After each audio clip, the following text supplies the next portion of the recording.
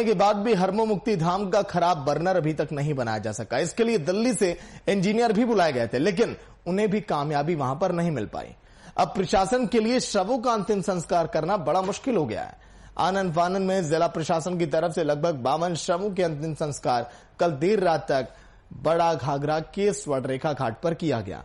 यहां रांची नगर निगम ने इस शव के अंतिम संस्कार के लिए लकड़ी का इंतजाम कर लिया है। इसके लिए स्वर्णरेखा घाट पर रांची नगर निगम ने घाट पर जनरेटर का इंतजाम कर लाइटिंग भी लगा दी।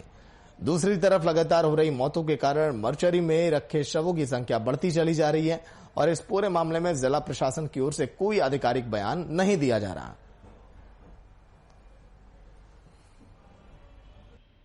देखिए, स्थिति सामान्य नहीं है, ये बात हम और आप सभी जानते हैं, लेकिन सरकार पूरी तरह से संजीदा है।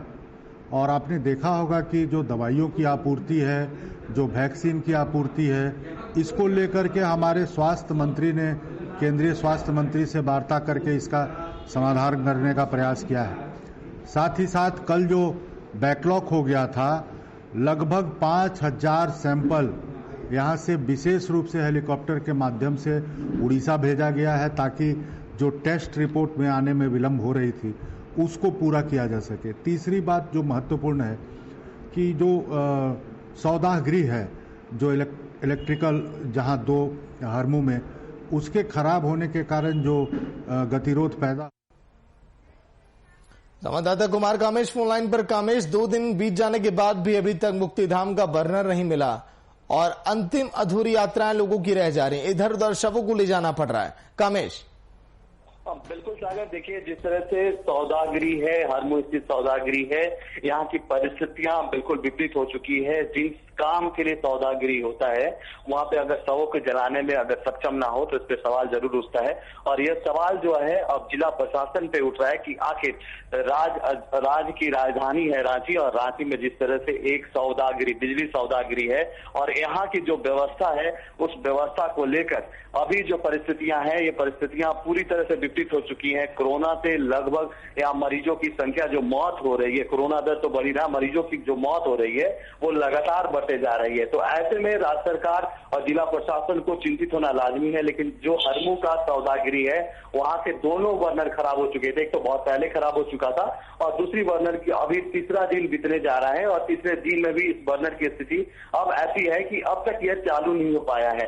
हालांकि दिल्ली की जो इंजीनियर की टीम आई थी, उन्होंने भी इसको चालू करने में अब तक सफलता नहीं पाई है, जिसके बाद जो सौदा जो प्रबंधन है, हरमू स्थित जो सौदा गृह के प्रबंधन समिति है, उन्होंने यह निर्णय लिया है कि जो बर्नर है उसको फिर से रिप्लेस कर दिया जाता है, और इसकी प्रक्रिया शुरू करने में लगभग 1 सप्ताह का समय लग सकता है सागर। तो ऐसे में यह कहा जा सकता है कि जिस तरह से कोरोना संक्रमित मरीजों के से जो लोगों की मौत हो रही है, वो सब जो लगातार हरमू स्थित आ रहे थे, अब उसको सब को जलाने के लिए जो है जिला प्रशासन और स्वास्थ्य विभाग के द्वारा एक निर्देश दिया गया है कि इन लोगों को ऐसी व्यवस्था में, ऐसी कोई वैकल्पिक व्यवस्था कर दी जाए जहां पे इन शवों को जलाया जा सके। और इसके लिए जिला प्रशासन और नगर निगम ने जो है स्वर्णरेखा नदी के तट पे घाघरा में एक वैकल्पिक शव को जलाने की व्यवस्था की है, जहां पे लकड़ियों के माध्यम से शव को जलाया जा रहा है। और अब तक बात की जाए बीते 2 दिन में तो करीब 55 शवों को जलाया गया, और ये सारी शव जो है जिला उपायुक्त छवि रंजन के उपस्थिति में जलाया गया है। तो ये बहुत बड़ा सवाल है कि जो व्यवस्था बिगड़ गई है वो व्यवस्था कब तक सुदृढ़ होती है। देखिए, हरमू स्थित जो बिजली सौदागिरी है, ये रिहायशी इलाके में होने के कारण एक ही सौदागिरी है, और इसी पे पूरी तरह से जो हिंदू धर्म से जिन लोगों की आस्था होती है, उनके परिजनों का शव यहाँ पे जलाया जा सकता है। तो ऐसे में एक और जिस तरह से कोरोना संक्रमित मरीजों की मौत हो रही है और उनके शव को जलाने के लिए भी कोई वैकल्पिक व्यवस्था अब तक जो है जिला प्रशासन के द्वारा ढूंढा ही जा रहा है। आनन फानन में जिस तरह से दूसरी जगह ले जाया जा रहा है, तो एक और जहां मरीजों के जो शव, जो मृतकों के जो परिजन हैं, उनको परेशानी हो रही है, तो दूसरी तरफ जो है जो प्रबंधन समिति है सौदागरी के, उनको, उन लोगों पे भी ये सवाल निशाना कि आखिर जब 2 बर्नर थे तो एक बर्नर पहले से खराब था, तो उसे फिर से दुरुस्त क्यों नहीं किया गया। जी सागर। जी, चलिए, शुक्रिया पूरी जानकारी के लिए।